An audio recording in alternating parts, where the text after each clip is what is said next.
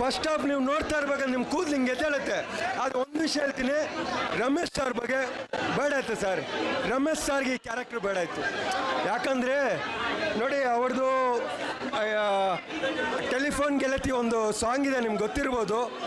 ಅವತ್ತಿಂದ ನಾವು ರಮೇಶ್ ಸರ್ನ ಲವರ್ ಬಾಯ್ ಅಂತ ನೋಡೋರು.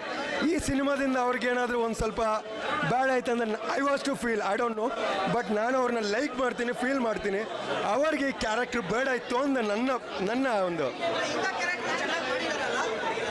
ಚೆನ್ನಾಗಿ ಮಾಡ್ತಾರೆ ಸರ್ ಆ್ಯಸ್ ಎ ಆ್ಯಕ್ಟರ್ ಆಗಿ. ಆದರೆ ಅವನ್ನ ಪ್ರೀತಿ ಮಾಡೋ ಸರ್, ನಾವು ಸಿಟಿಯಲ್ಲಿ ಬೆಳೆದಿರೋರು ಸರ್, ನಾವು ಸಿಟಿಯಲ್ಲಿರೋರು.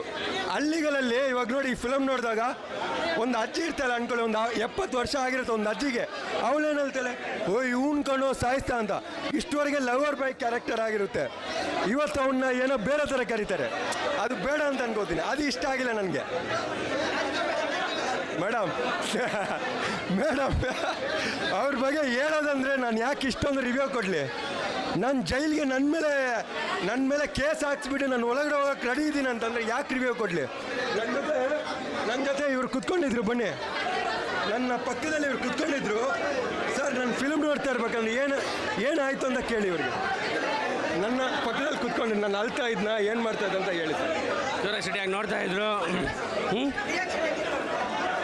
ಒಂಥರ ನಾವು ಅದು ಕುತೂಹಲವಾಗಿ, ಒಂಥರ ರೋಮಾಂಚಕವಾಗಿ ಸೀನ್ಗೂ ಒಂದೊಂದು ಇದನ್ನು ಕೇಳ್ತಾಯಿದ್ರು. ತುಂಬ ಚೆನ್ನಾಗಿ ಮೂಡಿ ಬಂದಿದೆ ಸರ್ ಸಿನಿಮಾ. ಇದೇ ಥರ ನಮ್ಮ ಕನ್ನಡ ಫಿಲಮ್ಗಳಲ್ಲಿ ಬರಲಿ ಅಂತ ಬೇಡ್ಕೊತೀವಿ. ಯಾಕಂದರೆ ಇವತ್ತು ಇತ್ತೀಚೆಗೆ ಕನ್ನಡ ಸಿನಿಮಾಗಳು ಯಾವುದೂ ಓಡ್ತಾ ಇಲ್ಲ. ಹಂಗಾಗಿ ಸಿನಿಮಾಗಳು ಈ ಥರ ಬರಲಿ, ಒಳ್ಳೊಳ್ಳೆ ಮೂವಿ ಬರಲಿ, ಒಳ್ಳೆ ಸ್ಟೋರಿ ಬಂದಿದೆ. ರಮೇಶ್ ಅರವಿಂದ್ ಅವರು ತುಂಬ ಚೆನ್ನಾಗಿ ಮಾಡಿದ್ದಾರೆ. ಅಕ್ಕ ತಂಗಿ ಸೆಂಟಿಮೆಂಟ್ ಏನಂತ ಈ ಫಿಲಮಲ್ಲಿ ತೋರಿಸ್ಕೊಟ್ಟಿದ್ದಾರೆ. ಇವತ್ತು ಈ ಕಲಿಯುಗದಲ್ಲಿ ಆ ಥರ ಇಲ್ಲ. ಇವ್ರನ್ನ ನೋಡೋರು ಕಲೀಲಿ ಅಂತ ನಾನು ಆ ದೇವರಲ್ಲಿ ಪ್ರಾರ್ಥಿಸ್ತೀನಿ ಸರ್. ನಾನು ಆಮೇಲೆ ಇನ್ನೊಂದು ವಿಷಯ ಹೇಳ್ತೀನಿ ಸರ್, ಎಲ್ಲ ಹೀರೋಗಳಿಗೆ ಟ್ಯಾಗ್ ಮಾಡಿ.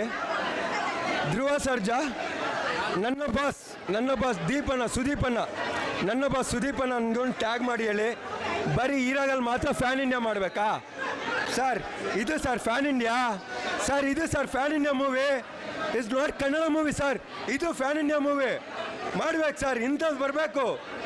ನಾನು ಯಾರಿಗೋ ಬಕೆಟ್ ಹಿಡಿದ್ಬಿಟ್ಟು ಹೀರಾಗಬೇಕಲ್ಲ. ನಾನು ಹೇಳಿದ್ರೆ ಸತ್ಯ ಹೇಳ್ತೀನಿ, ಇಲ್ಲ ಡಬ್ಬ ಅಂದ್ಬಿಡ್ತೀನಿ. ತಲೆನೇ ಕೆಡಿಸ್ಕೊಳ್ಳಲ್ಲ. ಯಾಕಂದ್ರೆ ನಾನು ಪ್ರಮೋಷನ್ ಮಾಡ್ತಾ ಇಲ್ಲ. ಯಾರ ಹತ್ರ ದುಡ್ಡು ತಗೊಂಡು ಹೀರೋ ಪ್ರೊಡ್ಯೂಸರು PVR ಹತ್ರ ದುಡ್ಡು ತಗೊಂಡು ಇದು ಪ್ರಮೋಷನ್ ಮಾಡ್ತಾ ಇಲ್ಲ. ನಾನು ಸತ್ಯ ಮಾತಾಡ್ತೀನಿ. ಕನ್ನಡ ಫಿಲಮ್ ಬರ್ತೀನಿ. ಮೊನ್ನೆ ರೀಸೆಂಟಾಗಿ ಯಾವ್ದು ಫಿಲಮ್ ರಿಲೀಸ್ ಆದ? ದೇವರ ತೆಲುಗು ಫಿಲಮು ಕನ್ನಡದಲ್ಲಿ ಬಂತು. ನಾನು ನೋಡಿಲ್ಲ. ಬಂದ ಸರ್, ಯಾವುದಾದ್ರು ರಿವ್ಯೂ ಬಂದ? ನಾನು ಬರೋದಿಲ್ಲ ಸರ್. ಕನ್ನಡ ಫಿಲ್ಮು ಅದು ಬೆಳೆದಿದೆ, ಆದರೆ ಇನ್ನೂ ಬೆಳಿಬೇಕು. ಸೂಪರ್ ಆಗಿದೆ ಸರ್, ಟೆರ್ರರ್ ಮೂವಿ ಸಖತ್ತಾಗಿದೆ. ಮೇಡಮ್ನ ನಾವು ಸೆಂಟಿಮೆಂಟ್ ಪಿಕ್ಚರ್ಗಳಲ್ಲಿ ನೋಡಿ ಇಂಥ ಮೂವಿ ನೋಡಿದ್ರೆ ಶಾಕ್ ಆಗುತ್ತೆ. ಗುಂಡಿಗೆ ಗಟ್ಟಿಗಿರಬೇಕು ಈ ಪಿಕ್ಚರ್ ನೋಡೋಕ್ಕೆ. 100 ಡೇಸ್ ಖಂಡಿತ ಓಡುತ್ತೆ ಸರ್ ಮೂವಿ, ಖಂಡಿತ ಓಡುತ್ತೆ. ಇದು ನೋಡ್ತಾ ಇದ್ದೋ ಈ ಥರ ಹೀರೋಯಿನ್ ಆಧಾರಿತ ಮೂವಿಗಳು ತುಂಬ ಚೆನ್ನಾಗಿದೆ, ರಾಕಿಂಗ್ ಆಗಿದೆ. ಮೇಡಮ್ ಆ್ಯಕ್ಟಿಂಗ್ ಸೂಪರ್ ಆಗಿದೆ.